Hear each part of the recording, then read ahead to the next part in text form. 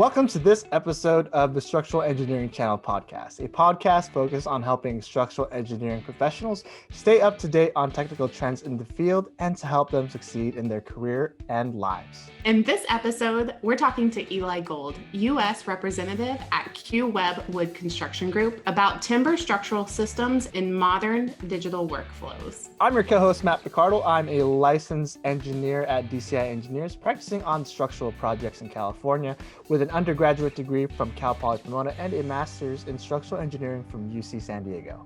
And I'm your co-host, Kara Green, and I work in Hilti's North American headquarters as the Structural Engineering Trade Manager for the United States and Canada. I'm currently an EIT in Texas and received my bachelor's in civil engineering from the University of Alabama in Huntsville. And now I would like to introduce our guest for this episode, Eli Gould. Eli graduated with one of the first dual architecture and forestry degrees from Yale in the early 90s, with a conviction that the two fields would eventually be more linked. After nearly a quarter century, this seems truer and even mainstream, but for many years it was an entrepreneurial effort in the small vertical wood prefabricated companies he ran in Vermont, and in the automated timber industry where he often consulted. For the last 3 years, Eli has brought those experiences to a nonprofit market development role for QWEB. When he is now trying to transform the AEC industry into a positive climate force, he enjoys small town and organic farm life in Vermont with his family. Now let's jump into our conversation of the week.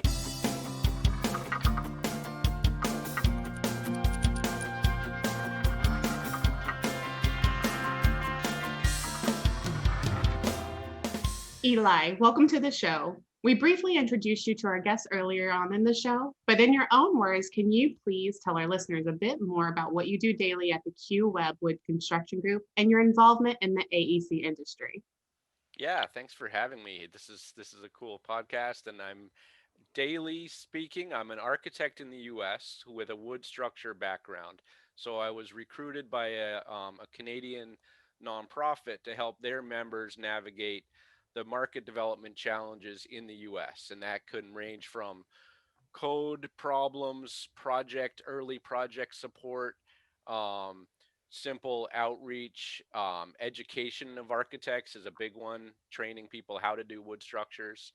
Um, and talking, yeah, I certainly talk with my downstream engineering friends, but I'm not an engineer, as you'll see. We talk some more about that, but we're basically supporting the larger companies who are exporting wood structure packages to the U.S. This is not straight commodity lumber, but an actual structure that's getting loaded on a truck, a train, or a boat and showing up at your job. I'm the boots on the ground in the 9 months before then. Awesome. Could you talk to us about some of the timber structural systems and maybe some of the challenges that occur when you're modeling them or describing these modern timber systems with existing software? Yeah, I guess we had to go and actually build a plugin to actually get around some of the hurdles. So, and then when we started building it, we realized what a incredibly varied practice community the whole wood structure community is. It's not just a list of products. It's really we have sorted four main delivery methods, which roughly correspond with the way digital tools see them. So the simplest being loadable components like your glue lam, post and beam are things that you already are handling much like you do a steel frame.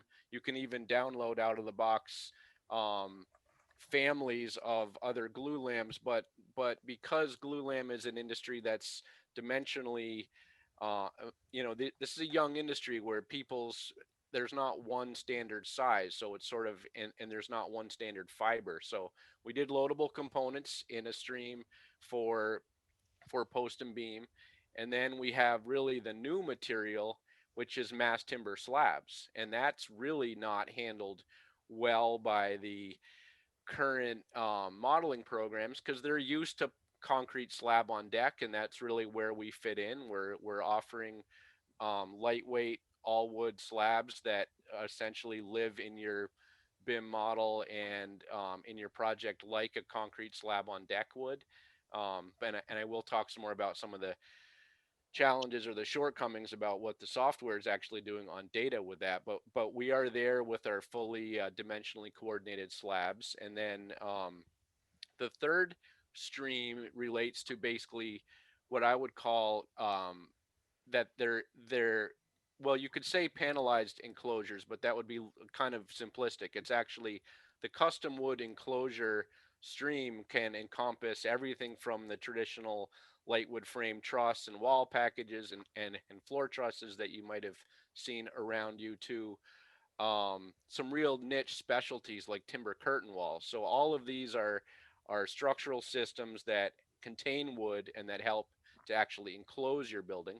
That's a pretty big and varied stream. And the final one that we're really only working on behind the scenes right now, we're not quite ready even for a beta, will be modular or a volumetric delivery, and that's also a big topic in and of itself. So we decided we would build a pretty comprehensive and free plugin, and then update it continuously so it would become a sort of in-app marketplace for new new content, because this is a young industry that's just changing all the time. Yeah, and it seems like you're doing everything from the glulam systems, but uh, what you're seeing now is like some of the mass timber slabs, and like you were saying, I think everything comes in basically kind of like prefabricated on site, and obviously that needs a lot of coordination. So all that software, those plugins, it's essential because I think it's kind of I guess you can kind of treat it like steel. Everything needs to fit together, but the BIM industry and some of the software isn't up to date on that. Like I couldn't find like probably some of those pieces in there right now. For example, if I was going in Revit, so I Yeah, know and what we some of do that's are. fair. I mean, some of that's fair because it's a new industry, and I mean, we're a trade association who helps growth companies do export. So it's kind of fair that, like, okay, there's a new company who's not listed on Revit, but I'm going to call them out a little bit and urge them to, like, a new material like CLT, it's time. And I think they are scrambling now, but like we're capable of doing a lot, but we can't do the heavy lifting about, for instance, I mean, your engineers will totally understand that a lightweight wood slab has a strength axis and it has a weak axis, and some of the fibers are really different. Some of the plies are really different. I happen to have like one manufacturer who makes a super strong fiber, really wide panel. You can span a hallway with nothing there. You can set an 8-foot panel over a hallway by 64 feet long and run all your HVAC up that that hallway. That's just a brilliant feature of the material. And if I open Revit, there's not enough fields. There's not enough data fields to describe the weak axis strength factor. So I'm kind of like leaning on them now that we built the plugin, we would like to also see emerging standards work from otherwhere, from Europe especially, but wherever it's settled, it needs to be adopted in the software, because the engineers I work with downstream are handling it really well, and programs like Tekla and all of their own programs can handle what we're talking about. It sometimes is the front end tools that aren't really embedding that data well. And that's a really good point. Sometimes getting even certain manufacturers and certain companies to kind of keep up with everything that you're innovating, keeping up with the market is very difficult because they have their own system and processes, and making them all talk to each other is, can be very difficult to do. And that leads me into another really good question. So in industries such as geotechnical and structural engineering, where tradition typically rules and change is extremely slow, work processes can often become ingrained, even to the point where they're obsolete. So we've discussed a little bit about BIM and your role in BIM and some of the software, but what are some of the nonprofit and open BIM efforts to streamline and standardize workflows? Like you mentioned it before, that you're having to kind of push certain people to kind of help engineers actually be able to design with some of these products and some of these manufacturers. What are your recommendations to avoid those sorts of things becoming obsolete? Yeah, that's a great question. I mean, I think that hopefully my background noise from a job site behind me isn't too bad, but I love construction. okay, good, good, good. Just so long as it's Ambient all right, that's ambient good. music. Yep. Um, no, I think, I love we are playing, part of our work is really a catch up to the 150 years of steel and concrete tradition and standards that have allowed us to choose and specify a material in a system without yet knowing who's going to make it. That's part of our work is catching up within traditional delivery methods, and I would actually include BIM as a traditional delivery method. So we got to do the work and get standards and data and descriptions of our field so engineers can do their work. That's all happening and that's all true.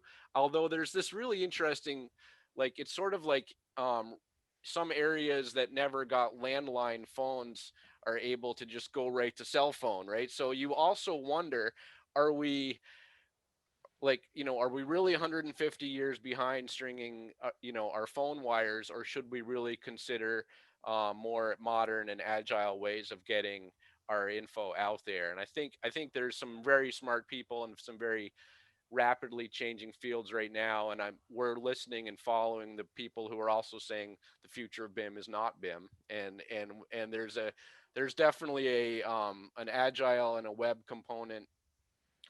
Even now, our plugin, for instance, is something that lives within BIM, but we can update it. So it's really great to be able to say, now that we know where the data is, or once we know where the data goes, then we can push an update out to all of our users. And so there is a changing space that's not even the BIM world that most people, myself included, looked at as just a desktop application. So we're trying to stay fluent with what where things are going, while also defining the core standards that the industry needs to have in place.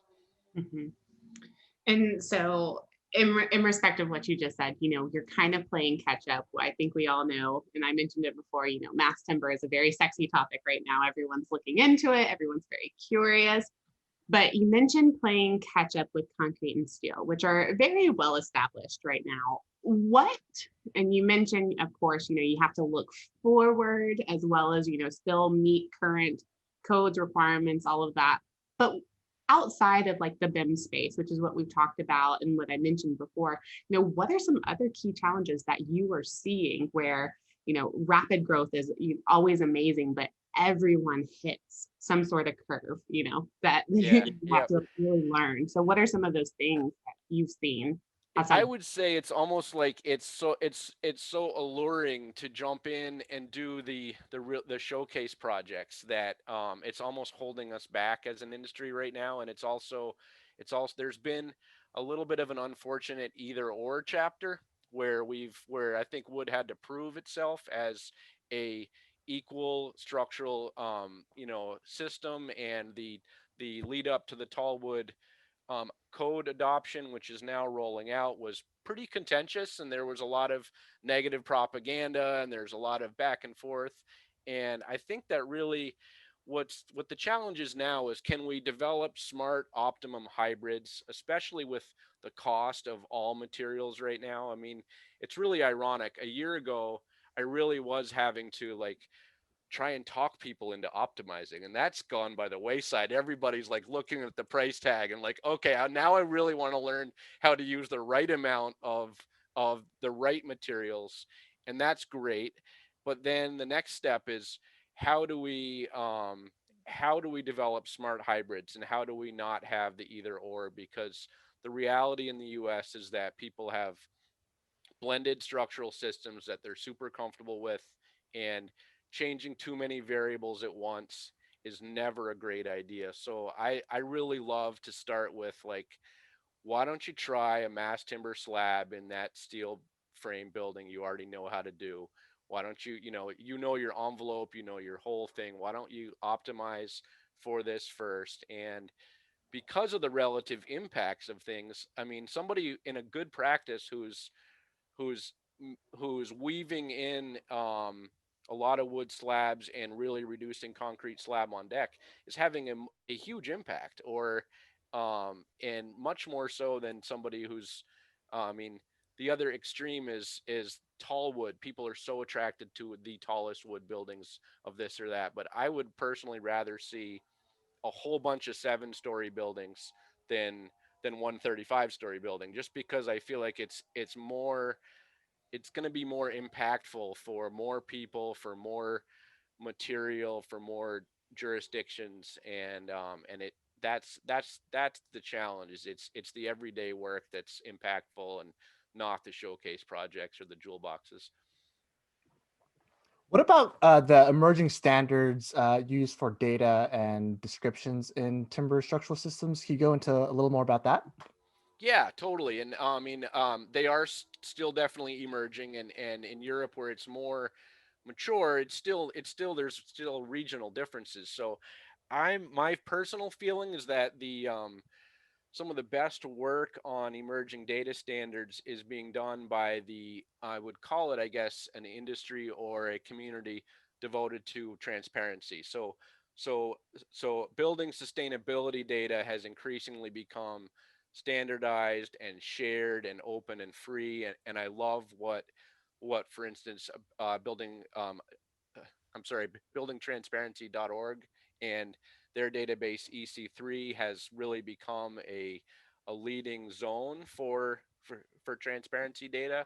And a lot of the engineering firms who are committed to understanding wood, I think there's a standard called SE 2050, which is also emerging and has come about from engineering firms who want to handle standard data across different materials in the interest of calculating embodied carbon. And I think that they sort of, in their own much more engineering geeky advanced way than me, they realized there weren't enough fields in the current standards, and formed a working group whose work I'm following carefully, and I'll have my data experts translate it for me. But I think we're all on the same path, which is how do we have enough fields to describe this living longitudinal renewable material, and then how do we share that data amongst each other, just like other industries who have um, gotten good at that are doing, and essentially also how do we interoperate with other industries. So I think that that work, I would point out, probably SC 2050. um, the other part of it that's tied in for us is that transparency data is driven on EPDs, so the actual environmental product declarations on the footprint of individual products are important. There's an emerging standard for that called Open EPD. Um, so even in the simplest work we're trying to do, which is an early phase carbon calculator, we have to really understand where all these new standards are going and try and integrate with them so that we can be part of those trends, and somebody can write a book about it afterwards. It won't be me, but I definitely have to interact with all of them. That's yeah. I know for me, I know our firm, DCI Engineers, and a lot of other firms too in SoCal, definitely committed to the SE 2050, and we have committees going on about that. So that's really interesting because it is something that we are trying to, provide to our clients too. Like, hey, if we do this type of mass timber study versus concrete or all steel, this is how it's going to affect the environment or the sustainability of the building, and it Right. all comes with data. So that's Yeah, totally. The only thing I should say about that, because I'm a forestry guy, and so I had a dual architecture forestry background, which was a rare and weird combo early on. It's a lot more mainstream now, which is great, but it's helped me have work permits in places where that skill set didn't have a match. And I have to point out, unfortunately, even as the structural engineers come to grips with the footprint of this material in a building, and even as the manufacturers come to grips with their footprint as manufacturers and how to get it to your building, we're still real. The methodologies don't even really include, which one of the things for me is the biggest impact is sustainable forestry behind that, and what happens with a material that's made by a forest that's fixing carbon how does that get measured fairly? And we are still way all over the place on that. I do hope that in my practice lifetime we see that data come to light. I think it's going to prove there's even bigger impacts that are super positive about this material. But you got to start somewhere and trust your data at every step. And I think we're doing the right things on that by keeping the methodologies focused on what we do know and then going from there, because the numbers for wood are all over the place. I mean, steel and concrete, they pollute, and it's a question of how badly they pollute, but people are claiming numbers on wood that are like they can range all over. It's like it's I don't know. I mean, so hopefully even in the next year or two we get a little tighter on what the ranges and the shared standards are. Yeah, that's really interesting. I was always really interested in sustainability when I was in college. And it's interesting the story that they are creating around sustainability in wood as well. Um, but I have another question, and you kind of mentioned it. So you have a forestry degree, you've done a lot of work with different types of woods, and we're seeing, I think there are some manufacturers that are now opening up in the United States for mass timber. We have, counterparts that have been manufacturing it in European countries. So, can you speak to, or maybe you can provide some insight on what I think a lot of engineers are very curious about, and that is supply chain variations? Because, I think a lot of engineers, and you mentioned it a little bit, like hybrid system, is that a more consistent system? What does that look like? What did the Yeah, no, I mean, the supply chain variation is I mean, this is a living material that has an actual terroir almost. I mean, it's not even if we're talking about spruce, and even if we're talking about black spruce from the region I know best, if you go to the north of that range, you're getting 24F super tight grain fiber that is 80 years to grow a small tree, and you're getting these little tiny grains which are basically like what you'd get out of an old growth, but it's a small rotational fiber. If you follow that spruce all the way down to the southern range, like in southern Vermont where I am, you might be lucky to get 20F. And then you're thinking, all right, well, this is the same exact species can have that much variation. What about other spruces? And you look at the European fiber, and people try to interchange, but Europe is a much more temperate zone, and they've had centrally planned forestry for a long time. Their spruce grows really quickly in a very mild environment, and so the the CLT products you get are just not the same product. They're beautiful, they're interesting, they're actually very, very aesthetically attractive, but you have to really know as an engineer how different that is before you let your architect just try and get three of something. And that's I think the real problem is there's this huge fiber variation and supply chain differences. I think that it's still great to start a job with 20F. 20F as a strength factor is that factor that many of the big wood baskets can meet, because I just talked about spruce, but then in North America we really have three big wood baskets, and people only typically think of two of them. So I've heard people say, when you do glulam, is it southern yellow pine, or is it Doug fir? And the only choice is, where are you on the Mason Dixon line? And I wanted to like jump up in the back and be like, spruce guys wanna just want to speak up here. We um, but so we do have the southern yellow pine wood basket. We have the northwest Douglas fir wood basket, and we have spruce, and now we have European spruce, all interacting um, in a supposedly interchangeable fashion in the North American market, and they're not as interchangeable as that. And I think the engineering practice ought to celebrate the regionality, get to know a fiber, optimize the fiber, tell the architect it's not going to be procured in the way that you're expecting steel or concrete to do. If we can choose, and you can let me optimize, I can compete on price. That's sort of how that has to happen. And it's not for every job. Some jobs really do have to be procured three different ways, and you have to drag people through that all the way till you get there. But hopefully I could talk enough about fiber that I don't have to talk about trade policy. So I'm just going to sneak out of the room if you ask me about that.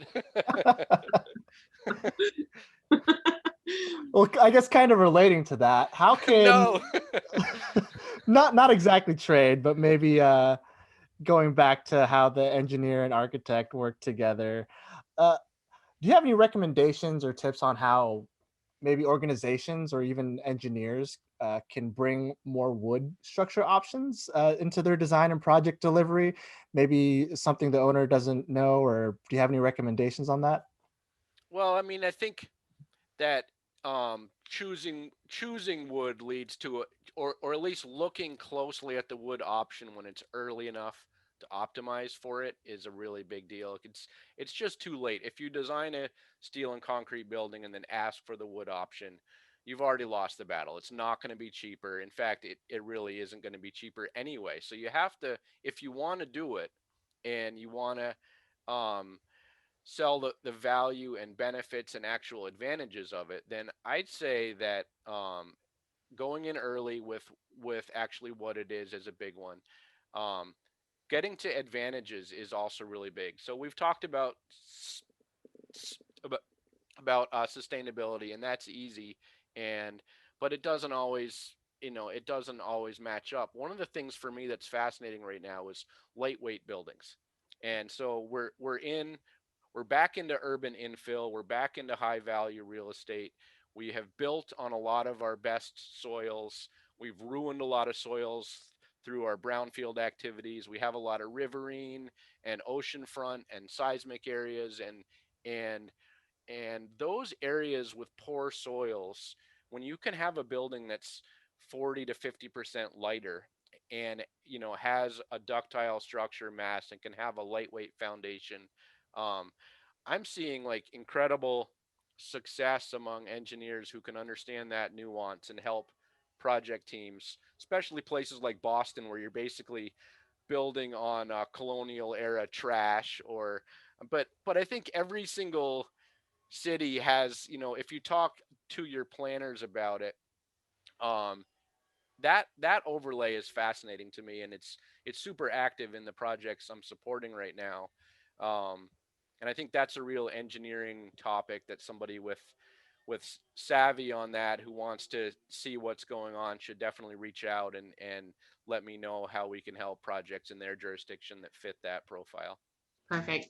And you just like touched on a topic like poor soil. So I used to work in geotech, and you would never believe like what people bury. I know. It's true because the story hasn't been told very well. I'm going to tell a quick story about the tallest all wood building in North America. It's 13 stories, and it's been publicized. It's a CLT shaft. It was a Nordic Structures proof of concept when CLT they'd built a plant as a sawmill and nobody really was actually buying the product yet or knew how to specify the product. So they had to fight the fight and prove what could be done. And they did all the full scale fire testing and all of the code background and self developed a 13-story um, condo. And the story that didn't get told about that as much is that it was on like a brownfield and a really bad soil where the riverine nature of the soils, and then it's not even low seismic, so really prone to liquefaction.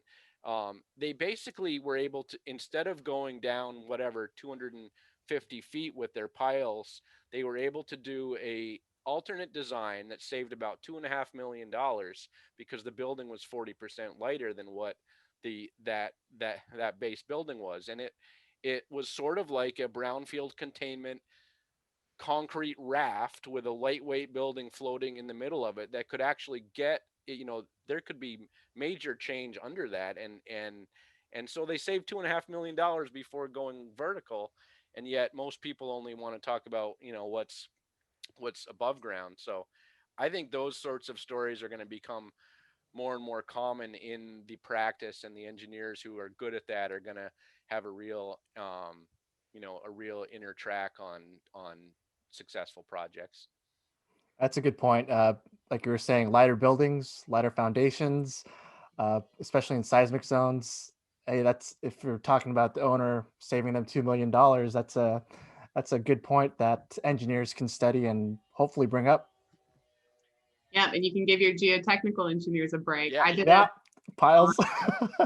oh my goodness, you guys. So like I did a project on, so I'm from Huntsville, Alabama, which has a research and development base. And it's a Department of Defense base. And I did a geotech job where I had to do the drilling activities, and they had bombs buried. They had phosphorus buried. And they were like, so we're at like the pre-construction meeting, and they're like, here are all of the things that you can encounter. I was like, half die young, you know. But yeah, so if you can help your geotech engineer, sometimes they're living in a risky business. But that's really interesting. And to end up here, and you've mentioned it a couple of times, and it's been said a couple of times, this is a very innovative industry. It's a very new industry in the United States. And there's a lot of really fun things it sounds like you're working on. So for engineers considering a career like yours, what advice would you give them to kind of develop their proficiency in this new and emerging market? That is a good question, and I do love, even though I'm not an engineer, I do love speaking to students and finding out what's going on. And I think the students themselves are probably pushing a gap, but most engineers that I knew didn't get enough actual curriculum study in wood. And that's, I mean, I've seen some really good programs that I'm shocked how little they have. So it will be really exciting, and hopefully will change rapidly, that more and more programs, and I can think of some already who are really taking it on. So if you love it as a material and that as a student, then certainly seeking out the places in which that's going to be validated is a great head start. Um, but also, I think that the next generation is going to be super ready to use new tools and to do all the hybrid stuff we've been talking about. So I'm a little bit more biased towards on the job training with great people who want to do something, or working on the industry side itself. I think that's another really, I mean, I know that there are shops I can think of that have 50 talented engineering people who are working in one medium and getting incredibly good at it.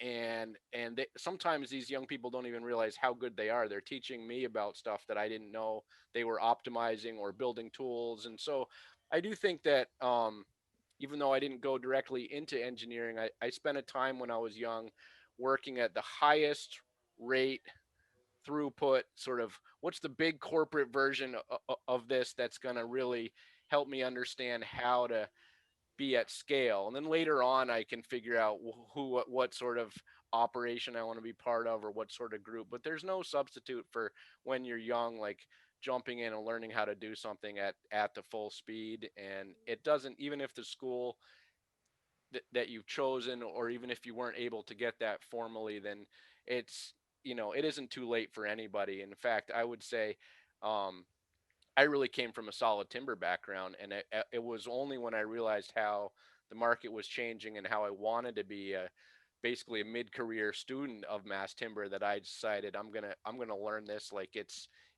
the next big thing. And I think that can happen at any time in anybody's life, and that's one of the beauties of being part of a young industry, really. That's a great story. And I like what you said specifically about doing like a mid-career change. Like learning and educating yourself on anything new is always important. And even if you're trying something new, it's important to fail forward. It's okay to fail as long as you fail forward. But I really like what you said about that, and how like the students are bridging the gap as well, because I think, and we're seeing it in our own companies. And I think there's been a lot of studies like younger engineers nowadays are more willing to kind of expand their reach in education, but also try new things, adopt new technologies. They're really dynamic in how they choose to learn. Absolutely. Yeah, Eli, thanks for that. I know, just to give my take on that, in school, yeah, I know a lot of engineering schools, they may or may not learn timber. That's kind of the thing. But even for me, at least in SoCal, it's kind of crazy that I think it should be required, because wood here, at least in California, is like everywhere. I'm kind of surprised that there's not a lot of, or maybe like it's not mandatory to take like a wood class. I can imagine it's daunting if you're a new student or a new engineer and you haven't taken a wood class and you're looking at all this wood components. It's a lot to take in, but yeah, I think that's one thing that we can do for our education. And for sure, I know the innovation and the new technologies and the software that all the newer, even I'm still pretty young, but even the younger engineers that are coming into the industry, they got, they're used to like programming, and they're comfortable with that stuff. So for sure, it's going to be I think they're going to do great things with that. So uh, thanks for coming on, Eli. We really appreciate it. We enjoyed this conversation, and Me too. thanks For for having coming me. on. You bet. I hope you enjoyed today's episode. If you want to get in contact with Eli, we've included his email in the description below. We'd love to hear your feedback, comments, and or questions. To leave them, please visit structuralengineeringchannel.com. There you'll find a summary of the key points discussed in today's episode, which is episode number 54, as well as links to any of the resources, websites, or books mentioned during this episode. Don't forget to subscribe on Apple Podcasts or wherever you listen to your podcast. Until next time, we wish you the best in all of your structural engineering endeavors.